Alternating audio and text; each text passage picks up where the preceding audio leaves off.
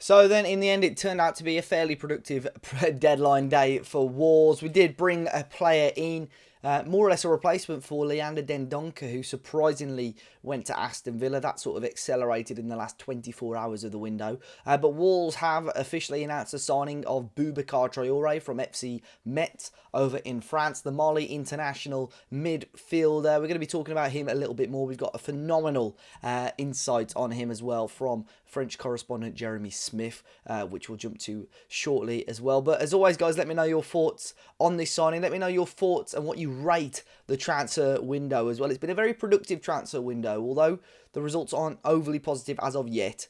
I'm still hoping that it's going to be a strong season. I think Wolves have done very well in the transfer window overall. But this is a signing that's been going on for quite a while, or at least Wolves have been linked with Boubacar Traore. We were linked all the way back at the end of January of this year, right at the end of the January window, by Alan Nixon, I think, of The Sun, who said at the time that Wolves were preparing a bid, but it may well now not be until the summer. And all throughout this summer, we've seen links and stories linking Wolves to Boubacar Traore. We were linked with, approaches for him. And then it sort of really slowed down. It was said last Friday, a week ago today, that Wolves had made an offer which was thought to be an acceptable offer. And then all of this week, it seemed to just go a little bit quiet. He didn't play for Metz last weekend, which obviously did bode well. We thought that maybe, he was almost, let's say, forcing a move, or at least a move was close. But the rest of the week, it was very, very quiet. All throughout yesterday, it was said that Wolves are hoping to make a move, but again, nothing concrete came through.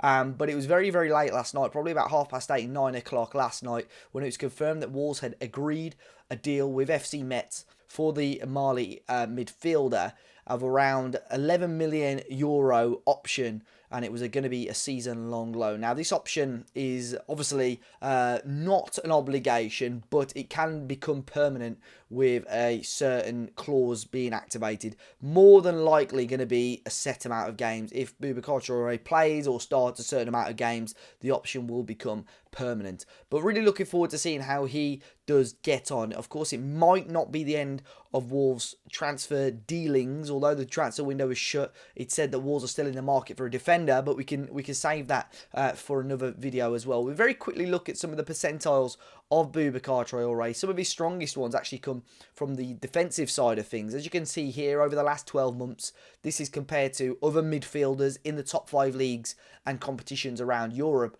And you can see it's really strong, his defensive side of his game. Tackles won. Tackles in all thirds of the pitch, really, as well. The attacking third is always a nice one. There, but his pressures as well. His pressures, successful pressures, rank him as one of the top, at the top end of the spectrum across these top 5 leagues. And then we go over to the possession side of things. Actual dribbles completed against other midfielders, attempted and completed is a really strong number. Players dribble past as well is really decent for a central midfielder as well. So he's got a really decent, almost portfolio there in regards to what sort of player he is, and I'm looking forward to it. I don't think he's a player that's going to jump into the Wolves first team and start straight away, but he's going to be a player that's going to break into the squad, and hopefully we see across an extremely busy season. But he's still in France. Obviously the deal came about. Wolves officials had to fly to France to get this deal done, so he's not actually in Wolverhampton as of yet. He's going to be flying over to England at the start of next week, and it's said that he should start training probably middle of next week with the squad. So really looking forward to seeing how he can do, and he's probably going to be in the squad for the games from next week. But like I said, we've got some insight now from Jeremy Smith, who is an FC Metz fan. That's his French club, and this is a fantastic insight on what the player Boubacar Traore can bring to Wolverhampton Wanderers. Hi, my name's Jeremy Smith. I'm a French football correspondent. I'm a Brighton fan, but in terms of French football, I'm also a Metz fan. So I've got a bit of a kind of vested interest in Wolves' new loan signing, Boubacar Traore. He sort of broke into the Metz team last year. We signed him as a 19-year-old from Mali. Metz have got a strong tradition of bringing through young players from Africa. It's usually through their Génération Foot partnership in Senegal, and top players like Sadio Mane and Ismail Assar and Pat Matassar, who's at Spurs, but I'm not entirely sure he's going to break through there, to be honest. Players like that have come through Metz. And they've had a couple of Malian players as well, but this is a sort of slightly newer partnership. So Traore is kind of one of the trailblazers in that sense. He's been at Metz since he was 19, and since then he's sort of come through the youth ranks, really grown from a very shy, sort of tall but lanky and a little bit sort of spindly player into the player who broke out into the team last year. Really strong, physical central midfielder, but who's also got a very good footballing ability. One of the reasons he broke through, Metz got, I should say straight away, Metz got relegated last year. But one of the reasons for that is that a lot of the players who performed so well for them the year before just completely went missing. I don't know if it was attitude, big-headedness, or wanting moves away, but there were a few players who just didn't perform. And it was players like Traore, who are sort of a very small handful of players who almost kept Metz afloat at times, just with the kind of attitude that, frankly, you'd expect that any professional footballer should show, but unfortunately that doesn't always happen. Traore really did. So, not only did he break into the team, he sort of became one of the stalwarts of the team, which you don't expect of someone who's only sort of 20, 21 and got literally a handful of appearances to his name. In terms of what kind of player he is, he can be a defensive midfielder, but really he's your sort of archetypal number 8 box-to-box midfielder. He's got the physicality, he's got the stamina, he's an excellent ball winner, but he is comfortable with the ball at his feet. He's able to bring it forward.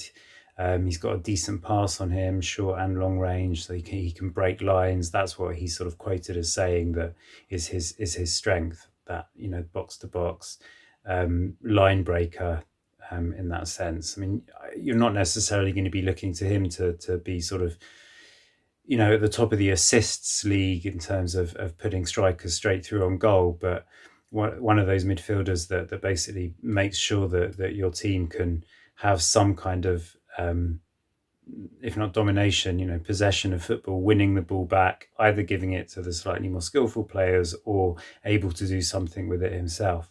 He's only got 2 goals to his name, but arguably they both show sort of the range of his ability. One was a sort of 30-yard thunderbolt with barely any backlift into the top corner, and the other one, which was a big goal away to Lyon last year, against Lyon, I don't think it was away.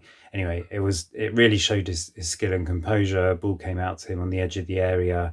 He sort of feinted to volley it, took out a couple of midfielders just with that sort of action, then controlled it really nicely and then put it past Lopez. So he has got an eye for goal. Considering he's so tall, he probably needs to work a little bit on his sort of heading ability in terms of he's okay sort of defensive set pieces, but maybe could bring more in terms of attacking set pieces.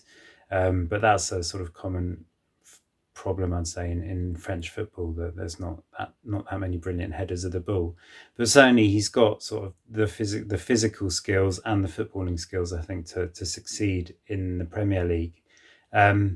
My concern always with midfielders moving from France to England is that I think, arguably defenders can get a little bit of a break, attackers can get a little bit of a break, but it's the midfielders, and obviously particularly the sort of all-action box-to-box ones, who kind of set the tone. And in the Premier League, I wouldn't say it's more physical than the French League. French League's a pretty physical league, but it's certainly sort of more frenetic, more end-to-end, more non-stop.